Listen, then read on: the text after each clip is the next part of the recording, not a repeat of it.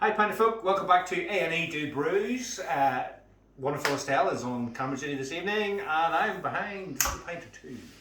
So this is just a very quick video after this Tuesday, sort of shock announcement from TGG that everybody is to brew on zero. This is just my thoughts after having lived with 3 Pinter 2s now for quite a while, where they're lacking and where there could be improvements. So we will start at the top and work our way down with the bottom. So obviously the dock, wow, vast improvement on what we had to live with Pinter 1. The only thing is that when you attach it to Pinter 2, it is wobbly. Guys, if you've got a wobbly dock, do not worry about it, as long as it doesn't leak. Who cares if it wobbles? Just set it on its end, leave it alone, it's fine. They all wobble. That's just the way of it. So that's that covered. I haven't had really too many reports of bits breaking on this, but I still use food grade silicone just to do the O-ring and contact points because it will prolong the life and it will just prevent any incidents happening. Better to be safe than sorry. We will then look at the lid, which again, vast improvement, much sturdier plastic. Probably, is it any easier to clean? Not really, it's about the same, but it's good to get a toothbrush down in there, into all the crevices. I always attach it to the dock for cleaning, just to lift the cone up. Again, any contact points or little O-rings, there's one in there. Food grade silicone grease just makes things a whole pile easier and it will last longer. We all love the tap, don't we? Mm-hmm. I think one of the major failings that they did was when they produced this, they shipped it closed, so like that, which crimped the silicone nozzle, and with no liquid in it, it got tacky. So especially on your first pours, this had a tendency to squirt beer at you or not open at all.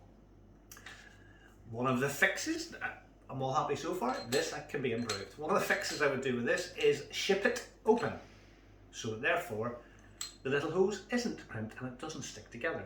Also, if it's possible, pop a little tiny bit of food grade silicone grease in there just so that it because you were gonna have to, you were using like skewer everybody's stick tip, to try and was initially is to stick a wee chopstick or a wee skewer up in there. We wouldn't skewer with a bit of food grade silicone grease on just to fill it up. But if they did that at the factory and shipped it open, that would be a lot easier.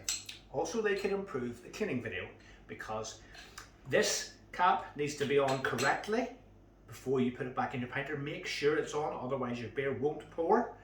Also make sure there's no crimps in your tube. That best way of doing that is, like in one of my shorts, is to clean it vertically when at all possible.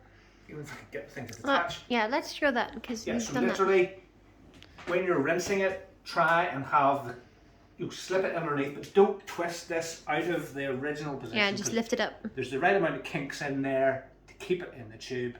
Lift it up and down vertically, and then a little tap also helps to get it back into its slot, which I'm struggling with. There we go. Yeah, I've watched you do that before, and it's actually it's in one of my shorts. Pretty one of my good. other videos, you'll be able to see it. And that's that for that. Now, the actual screw connection, again, when you're putting it on, bit of food grade silicone grease, push down in the tap and screw at the same time. Makes life a lot easier. The seal on these, again, not perfect, can go on some, but it's just a bit of, I don't have any on that one, but I do, I think, have water in this one. It's only water, no big deal. Between the two seal, or between the outer inside. Overall build quality, we'll cover that. I think I haven't had any issues with this part detaching, but I still carry it usually supported. It's a very heavy when it's got all the liquid in it, so I usually lift it by the handle and the bottom of the dock. This thing, completely rubbish. What, really? Oh no, it stayed at that time. It's calling me a liar. But yeah, this only stays open to clean, for cleaning purposes. So when you insert it like that into your pinter, it keeps the port open. so then water can flow out through, but it's supposed to be a one-click retainer thing, which is working at the minute, but it's pretty rubbish. With ours, the way we do things at the minute, we normally have our little pressure device, and that's one thing.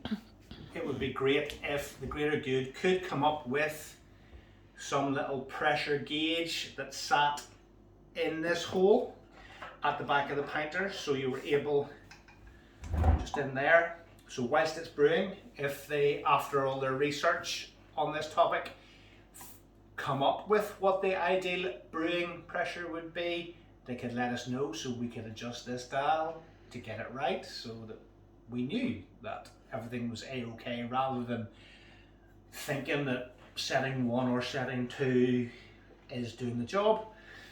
And I would also suggest to the Greater Good that they change the whole initial process and split it into 2. So you've got a fermentation stage and then a carbonation stage. So the fermentation stage would be at a lower pressure to allow the yeast to do their job properly, attenuate the beer, and then towards the end of that period, when you do need more pressure and you do need more CO2 in the system to be absorbed, then increase that pressure just for the last little while. And that's only split into 2, and to me it's not a big deal. This particular one, They might come and like headhunt you now, honey. Not gonna happen. I've got a real job.